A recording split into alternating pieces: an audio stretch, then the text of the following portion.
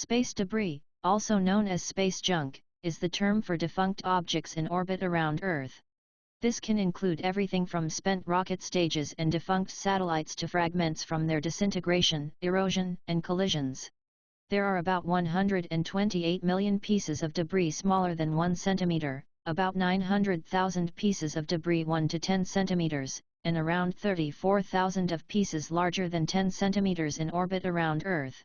These figures are continually evolving, especially with the increasing number of satellites being launched for various purposes like communication, scientific research, defense, and navigation.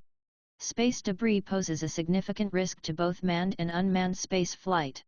Even tiny debris pieces can cause substantial damage due to their high speeds, often over 28,000 km per hour in low Earth orbit. Over time, the risk of collisions increases, potentially leading to a cascade effect known as Kessler Syndrome, in which the density of objects in low Earth orbit, LEO, is high enough that collisions could cause a cascade, each collision generating space debris that increases the likelihood of further collisions. A number of systems and policies have been proposed to mitigate the creation of space debris and manage the debris that currently exists. These range from design improvements in spacecraft to minimize the creation of new debris, to various concepts for actively removing debris, such as using nets, harpoons, or lasers.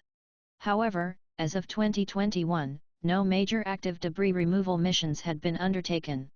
International regulation also plays a role, with spacefaring nations working together to create guidelines to mitigate the creation of new debris.